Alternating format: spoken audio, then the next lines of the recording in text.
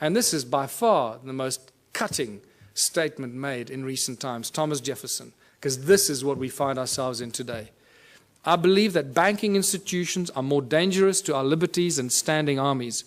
If the American people ever allow private banks, remember all our banks in the world, virtually all the banks are private banks, private corporations, whose interest is making profit at all cost. So if the American people ever allow private banks to control the issue of their currency, first by inflation, then by deflation, the banks and the corporations that will grow up around the banks will drive the people of all property until their children wake up homeless on the continent their fathers conquered. That's where we are standing today. All over the world, this is the situation we're in. Money is the obstacle to all progress. It does nothing for society. It is the absolute tool of control by those that control the issue and the printing of money. That's why when I say they own the world, they do. They literally, physically own the world in each of one of our asses.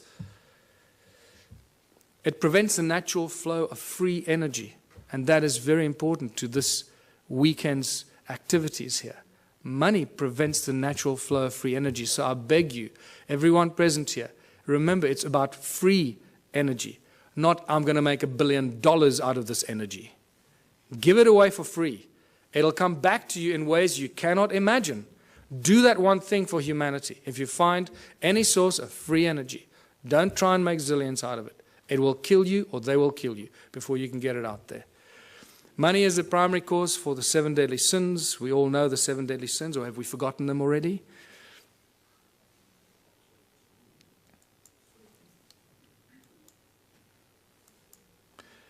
It's not the love of money. Many people ask, oh, it's just the love of money. Money, there's nothing wrong with money, man. It's just a form of exchange. You know, we're so poisoned that we try and argue for it. We try and defend it. That's how poisoned our minds have become. It's incredible. It's not the love of money. It's the mere presence of money that causes all these problems. If you take money out of the system, all this stuff suddenly and miraculously vanishes. So what is the solution? If it's the mere presence of money or the love of money, of all of the above, what are we going to do to solve the problem? The answer is so blatantly obvious. Remove money. Just get rid of it. Get rid of it. What do we need it for? It's causing all the strife in our lives. It's destroying our planet. The mines are raping our Mother Earth, taking out the precious guts out of our Gaia and distributing it around the world to people that claim they own it. It's sick. The obvious questions, if you remove money, so who's going to shovel the crap? How are we going to pay for things? I'll just sit on my ass and do nothing. I want 50 Ferraris. You know. Are we going back to the dark ages, living in caves? Is this a lawless society? Who's going to make the rules? Why should I do something I don't want? These are the first things. I know these are the most commonly asked questions, and I'm sure that you're asking some of them to yourselves. But I can tell you that as you work through this process of a moneyless society, a Ubuntu society, where everybody contributes their natural talents or acquired skills to the greatest benefit of all, with certain minor rules that are not rules, it's really just an agreement that this is how we're going to work together. The moment you start working in that kind of community, the abundance is so spectacular that we, right now, cannot imagine it. It is not possible for us to imagine it until you start immersing yourself in this kind of thinking. And I call these the Ubuntu communities, as I said, where everyone contributes their natural talents or acquired skills for the greater benefit of all in the community. A new social structure for a new world and a new age. Abundance for all beyond our wildest belief. There are 5 mantras, 5 key points to the Ubuntu society. And it's not barter or trade. Everybody often jumps, a lot of people jump to the conclusion, think, oh, let's go back to barter. No. He who has more to barter or trade will eventually rule the roost. So you can't go to that system. If you have nothing to trade, what are you going to say? Well, I got nothing to trade, so I'll have to, kiss your butt. No. So the Ubuntu contribution mantra is the 5 points. No money, no barter, no trade, no value attached to anything greater or lesser than anything else. Because why? Each one of our contributions should be and is equally valuable. If you start telling, well, I'm a doctor, my time is more valuable than yours, you're barking up the wrong tree, brother. Okay. So, and the final one, where everyone contributes for the greater benefit of all in the community, because that is how you get rewarded. You get rewarded by the recognition of the people in your community. Isn't that the highest reward everybody wants and is trying to buy with money, is recognition and respect of others? In essence, ultimately, that's what most people really want, is just to be loved and recognized for what they've done. And they think they can use money to do that. And then when they make a lot of money, they get zillions in the bank, then they suddenly realize, oh, well, nobody loves me anymore. They all want to take my money. So let me spend my money and then people will love me. And that's generally what happens when they start paying for things and people love them more, when they start giving it away. So, united Ubuntu communities. In unity we thrive and anything is possible. Anything is possible. A world without money. There's no crime, no envy, no gluttony, no greed, no hoarding, no hierarchy. And the whole Ubuntu, the Ubuntu movement and the Ubuntu party has no hierarchy. Communities look after themselves. We have no central government. We don't have any central assholes trying to tell you how you should be running your life. No obstacles to any kind of progress, because the solutions are simple and there are many bright minds here.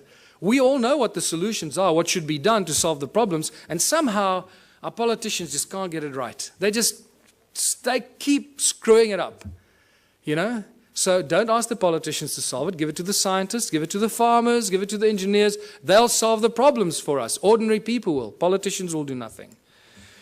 Transition will have to occur in simple steps that flow from one to the other. We can't go from zero to hero. We can't go from a moneyless-driven, capitalistic, consumeristic monster to a moneyless society that lives in harmony and zen, right? It's not going to happen.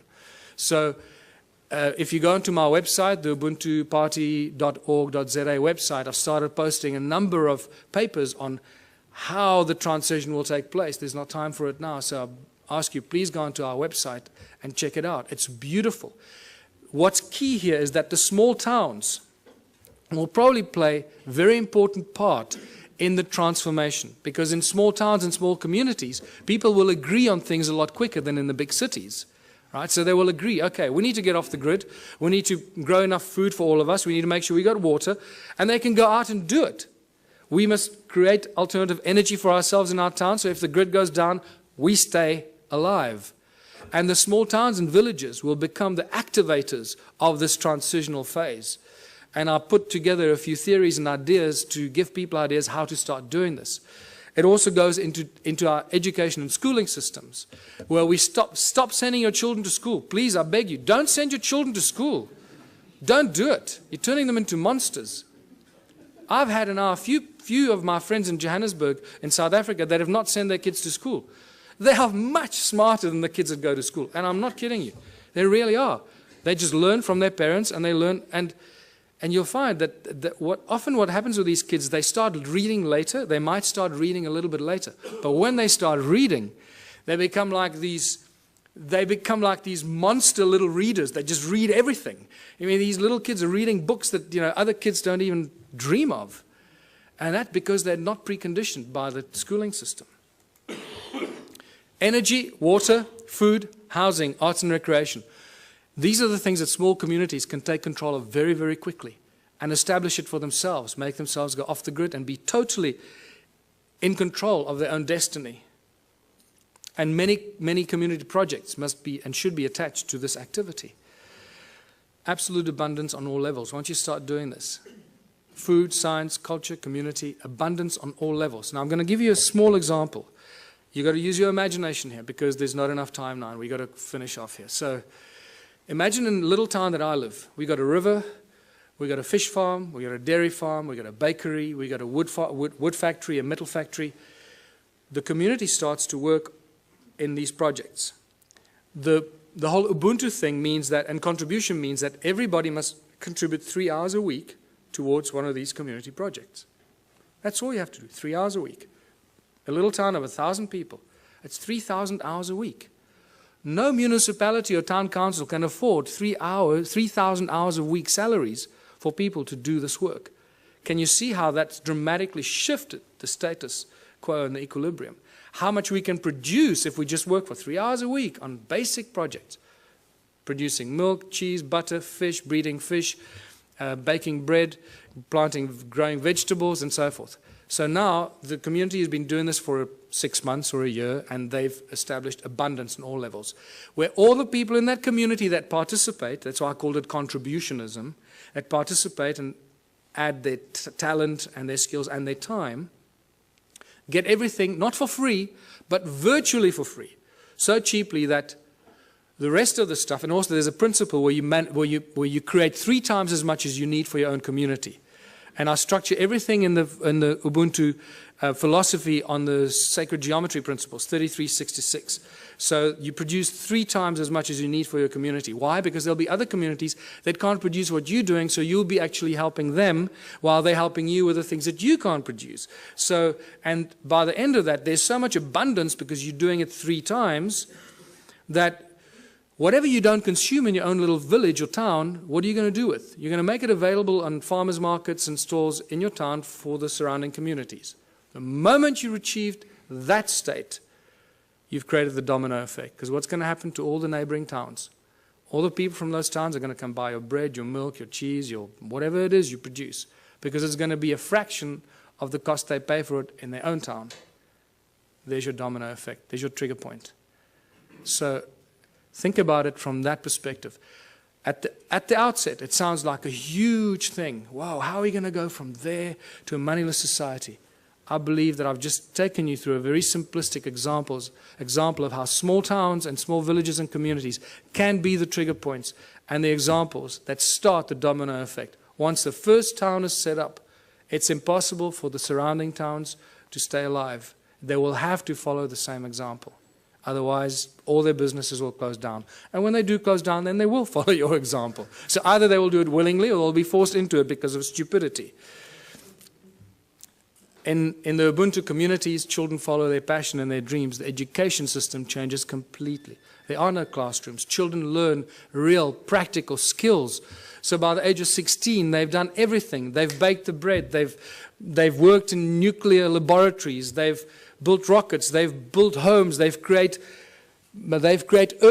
earth ships. They've planted seedlings and grown fruit. And they'll be so wise by the time you're 16 because you've had all this experience. You'll be smarter than all the professors in the world thrown together today.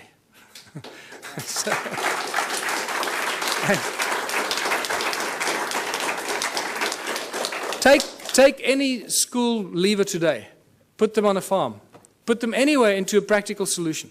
What can a person with a high school diploma do today? Absolutely nothing. We're useless to society. That's what they've created. Can you see the brilliance in their plan?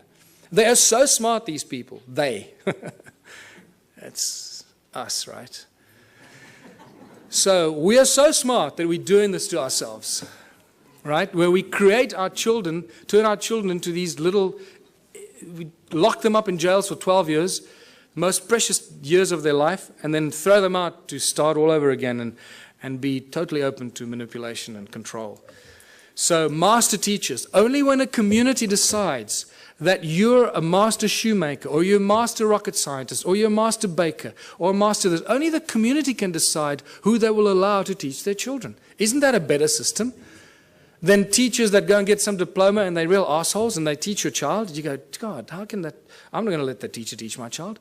The community will have the final say. So when I say decentralized government, that's how fine it becomes. The community chooses who their master teachers are, the people that they have respect for and the people that they honor for their capacity and their ability. And this is how we grow, how we build Ubuntu communities, because only out of unity comes infinite diversity and abundance. Only out of unity. Anything else is a futile exercise that will bring us back to the same point at some future point in time. So I'm going to end here because this is the end. Join the Ubuntu Liberation Movement. It's not just a South African entity. We've had various people around the world say to us, can we start the same thing in wherever? Yes. Go online. Start the same thing. Use all the material I've published. Put it out there. Share it with everybody. And become part of this transitional phase. And thank you for listening. I hope I gave you some food for thought.